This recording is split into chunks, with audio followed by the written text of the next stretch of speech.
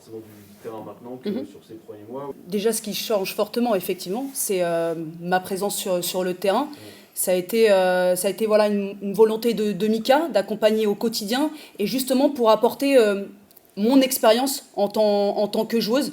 Je suis beaucoup, alors je ne sais pas, vous avez peut-être pu le constater ce matin sur le terrain, mais sur l'individualisation, sur des petits conseils à donner auprès des joueuses.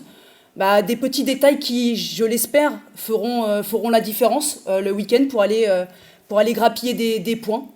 C'est dans cette optique aussi que je suis présente sur l'ensemble des séances.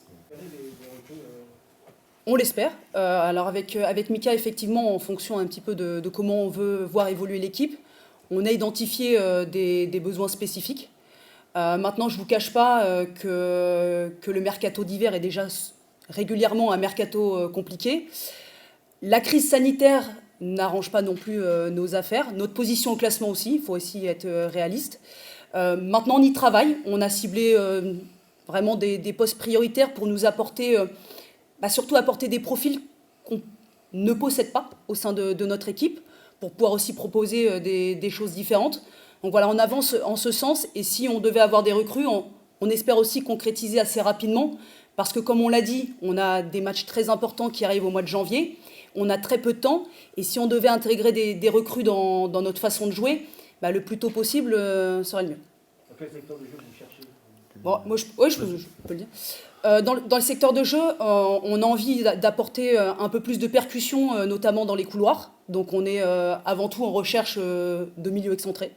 Voilà, qui pourrait apporter cette percussion, cette prise de profondeur, peut-être qui nous a manqué aussi dans ce début de saison. Et puis, on aimerait aussi densifier un petit peu notre milieu de terrain. Donc, on est en recherche d'un milieu de terrain qui serait plutôt axial.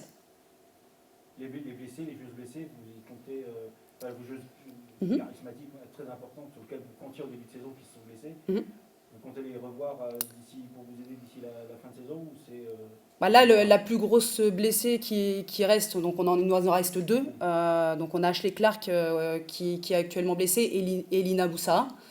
Maintenant, les nouvelles sont plutôt bonnes en ce début d'année. Donc on espère pouvoir les récupérer assez rapidement pour pouvoir compter sur l'ensemble de l'effectif.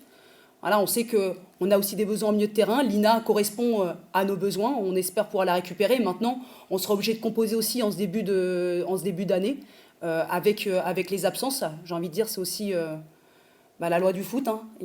Parfois, il y a des saisons qui sont un petit peu plus compliquées, mais on travaille pour. Est-ce qu'il y a déjà en tout cas des avancées concrètes sur peut-être un profil ou deux? On pense peut-être à des joueuses du championnat français qui peuvent être prêtées. C'est là-dessus, en tout cas, où ça a l'air de partir, en tout cas, ce mercato, vu les complications actuelles. Est-ce qu'il y a vraiment une piste ou deux qui avancent concrètement là, ce jour, ou pas? Oui, on a. Maintenant, je ne vais pas vous dévoiler, mais effectivement, on essaye d'avancer pour. L'idée, en tout cas, dans les profils, c'est aussi de faire venir des joueuses qui sont déjà expérimentées de l'AD1. Comme Mika l'a rappelé, il y a souvent un gap entre l'AD1 et l'AD2. Et ce qui est important, c'est que dans une situation d'urgence, on a besoin d'alimenter notre équipe de joueuses qui ont déjà cette connaissance du championnat. On n'a pas forcément de temps à perdre. Faut être opérationnel tout de suite. Donc on est plutôt dans ce type de recherche. L'objectif, c'est de rester en D1. Là, il y a le mercato qui arrive. Est-ce que le club est prêt à mettre beaucoup de moyens sur la table pour attirer justement des joueuses qui sont confirmées et qui doivent venir d'un club qui est dernier? C'est là toute la complexité du mercato. La complexité, c'est comme pour les raisons que j'ai évoquées précédemment. Maintenant, oui, peut-être que le club pourra faire des efforts. Maintenant, les joueuses très très confirmées, c'est difficile de quitter aussi un club en cours de saison. Il y a des joueuses qui sont installées. La situation sanitaire fait aussi qu'il y a des joueuses qui sont si réticentes à venir en cours de saison. Notre position au classement, forcément, peut constituer un frein.